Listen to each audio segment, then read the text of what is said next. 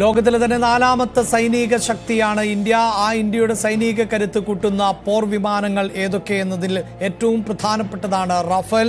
ഇന്ത്യയെ സംബന്ധിച്ചിടത്തോളം ഇന്ത്യ ഓരോ വർഷവും ഇന്ത്യയുടെ ആയുധശേഷി വർദ്ധിപ്പിക്കുന്നതിന് വേണ്ടി കോടിക്കണക്കിന് രൂപ ചെലവഴിക്കുന്നുണ്ട്. അത് ഒരു പരിധിവരെയെങ്കിലും വലിയ വിമർശനത്തിന് പോലും വഴിവെക്കാറുണ്ട്. പക്ഷേ അപ്പോഴും മാറി മാറി വരുന്ന ഭരണകൂടങ്ങൾ ഉറപ്പിച്ചു പറയുന്ന ഒന്നുണ്ട്: ഇന്ത്യയുടെ സൈനിക ശക്തി അതുതന്നെയാണ് ഇന്ത്യക്ക് സമാധാനപരമായി ഈ മേഖലയിൽ തുടരാൻ സാധിക്കുന്നത് എന്നുള്ളതാണ്. പല അയൽ രാജ്യങ്ങളും ഇന്ത്യക്ക് മേൽ ആക്രമണങ്ങൾ അഴിച്ചുവിടാൻ സന്നദ്ധമായിട്ടുള്ള രാജ്യങ്ങൾ ആണ്.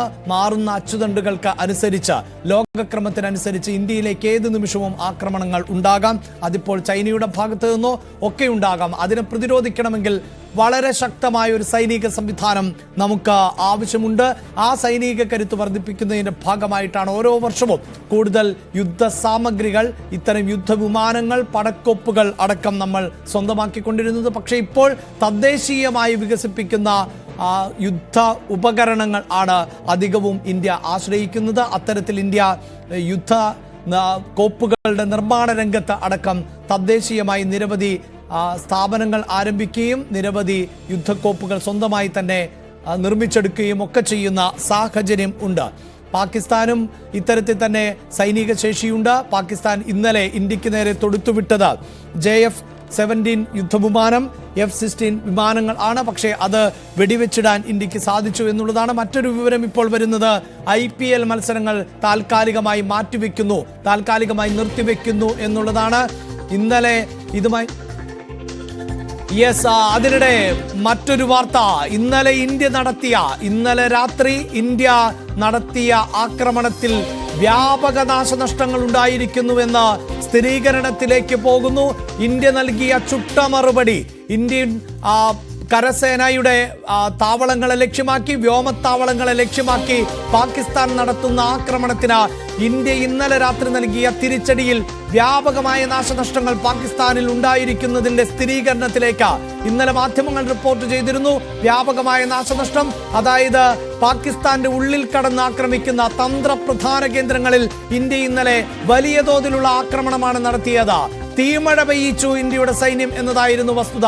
ലാഹോറിൽ ആക്രമണം നടത്തി, ഇസ്ലാമാബാദിൽ ആക്രമണം നടത്തി, കറാച്ചിയിൽ ഏറ്റവും തന്ത്രപ്രധാനമായ വ്യാവസായിക തലസ്ഥാനമെന്ന് പാകിസ്ഥാൻ വിശേഷിപ്പിക്കുന്ന കറാച്ചിയിലടക്കം വലിയ തോതിലുള്ള നാശനഷ്ടങ്ങൾ വരുത്തിയിരിക്കുന്നു. TG സജിത്താണ് വാർത്തയുടെ വിശദാംശങ്ങളുമായി ചേരുന്നത്. സജിത്ത്, ഒരു പക്ഷേ വാർത്താ സമ്മേളനത്തിൽ എന്തൊക്കെയാണ് നടന്നത്? ഇന്ത്യ ഏത് തരത്തിലുള്ള ആക്രമണമാണ് നടത്തിയത്? എത്ര കണ്ട് പ്രഹരശേഷി ഉണ്ടായിരുന്നു ഇന്നലത്തെ ആക്രമണത്തിന്? അത്തരം കാര്യങ്ങൾ വിശദീകരിക്കുമെന്ന് നമ്മൾ പ്രതീക്ഷിച്ചു. പക്ഷേ അതുണ്ടായിട്ടില്ല. അന്താരാഷ്ട്ര മാധ്യമങ്ങളടക്കം ഇപ്പോൾ പാകിസ്ഥാനിലേക്ക് കടന്നു ചെല്ലുകയാണോ? എന്തൊക്കെയാണ് വിവരങ്ങൾ?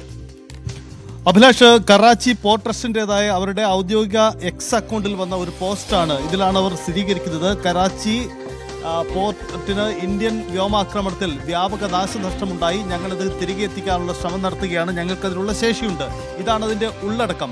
പക്ഷേ കുറച്ച് മണിക്കൂറുകൾക്ക് മുമ്പാണ് ഇത്തരം ആരോപണം തെറ്റാണ്, ഒരു ആക്രമണവും ഉണ്ടായിട്ടില്ല, ഒരു നാശവും നഷ്ടവും ഉണ്ടായിട്ടില്ല എന്ന് കറാച്ചി പോർട്ട് അധികൃതർ വ്യക്തമാക്കിയത്. അതിന് മണിക്കൂറുകൾക്കിപ്പുറമാണ് വീണ്ടും ഇക്കാര്യത്തിൽ വലിയ നാശനഷ്ടമുണ്ടെന്ന് സ്ഥിരീകരണം നടത്തുന്നത്.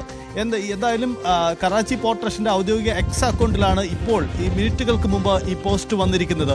ഇതേതെങ്കിലും തരത്തിൽ ഹൈജാക്ക് ചെയ്യപ്പെട്ടതാണോ മറ്റ് വിശദീകരണങ്ങൾ വ്യക്തമല്ല. എന്തായാലും നിലവിലെ സാഹചര്യത്തിൽ അവർ വ്യക്തമാക്കുന്നു, വലിയ നാശനഷ്ടമുണ്ടായി, അക്രമം അവിടെ ഇന്ത്യ നടത്തി, ഞങ്ങൾക്ക് വലിയ നാശനഷ്ടമുണ്ടായി, ഞങ്ങളത് തിരികെ എത്തിക്കാനുള്ള ശ്രമം നടത്തുന്നു അതാണ് അവർ വ്യക്തമാക്കുന്ന കാര്യം.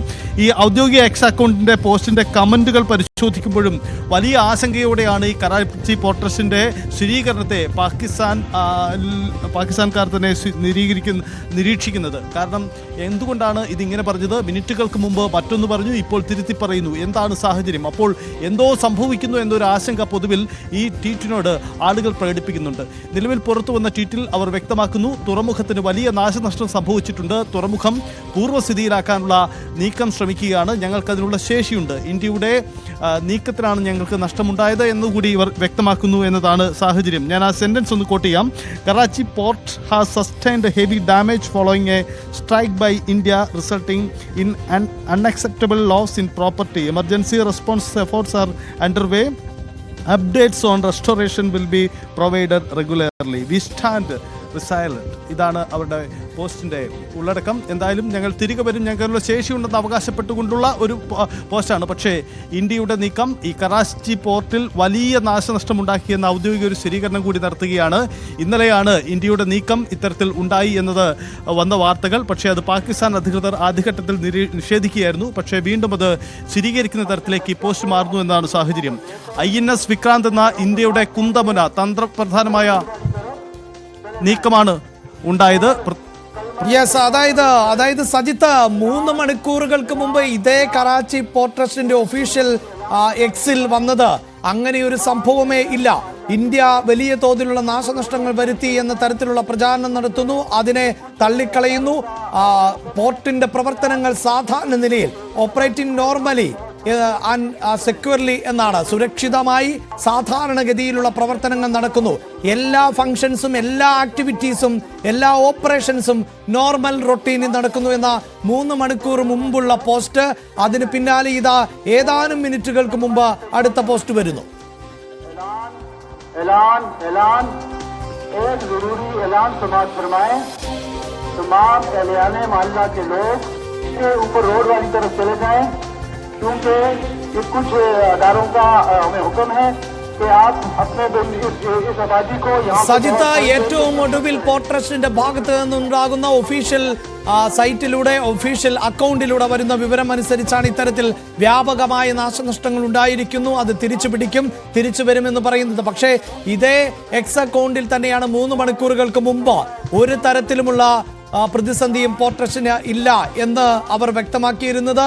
മീഡിയ ആണ് ഇത്തരം തെറ്റായ വാർത്തകൾ നൽകുന്നത്. കറാച്ചി പോർട്ട് ആക്രമിച്ചു എന്നത് തെറ്റായ വാർത്തയാണ്. അവിടെ ഓപ്പറേറ്റിംഗ് നോർമലി എന്ന് കൃത്യമായി പോസ്റ്റിൽ പറഞ്ഞിട്ടുണ്ട്. സുരക്ഷിതമായി എല്ലാ ആക്ടിവിറ്റികളും സാധാരണ നിലയിൽ നടക്കുന്നു എന്നുള്ളതായിരുന്നു പ്രതികരണം. അതിന് പിന്നാലെയാണല്ലോ ഇപ്പോൾ അടുത്ത പോസ്റ്റ് പുറത്തു വന്നിട്ടുള്ളത്. അഭിലാഷ് സൂചിപ്പിച്ചതുപോലെയാണ് എന്താണ് സംഭവിക്കുന്നത് എന്നതാണ്. ഒന്നെങ്കിൽ കറാച്ചിയിൽ അല്ലെങ്കിൽ പാകിസ്ഥാന്റെ തന്ത്രപ്രധാനമായ വകുപ്പുകളുടെ വെബ്സൈറ്റുകൾ തുടർച്ചയായി ഹാക്ക് ചെയ്യപ്പെടുന്നു.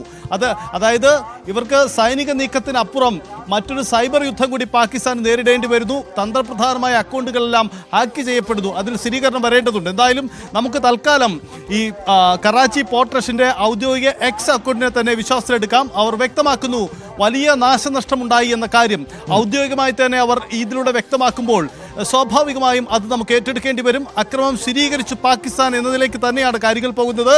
ചുരുങ്ങിയ മിനിറ്റുകൾക്ക് മുമ്പ് തന്നെ ഇക്കാര്യത്തിൽ ഒരു ആക്രമണവും ഉണ്ടായില്ല എന്ന് പറഞ്ഞിരുന്ന പാകിസ്ഥാൻ തിരുത്തി പറയേണ്ടി വരുന്നു എന്നതാണ് സാഹചര്യം. ഇത് ഹാക്ക് ചെയ്യപ്പെട്ടതാണോ അതല്ലെങ്കിൽ മറ്റെന്തെങ്കിലും അട്ടിമറിയാണോ? വ്യക്തത വരുത്തേണ്ടത് പാകിസ്ഥാൻ അധികൃതർ തന്നെയാണ്. എന്തായാലും ഒരു കാര്യം വ്യക്തമാണ്, വലിയ തരത്തിൽ ഇക്കാര്യത്തിൽ ആശയക്കുഴപ്പവും ആശങ്കയും പാകിസ്ഥാനിൽ രൂപപ്പെട്ടു എന്നതാണ്. കറാച്ചി തുറമുഖത്തേർത്തിന് ലക്ഷ്യമിട്ടുകൊണ്ട് ഇന്ത്യ നടത്തിയ സൈനിക നീക്കം, ആ സൈനിക നീക്കം INS വിക്രാന്തിൽ നിന്നായിരുന്നു. INS വിക്രാന്തിലെ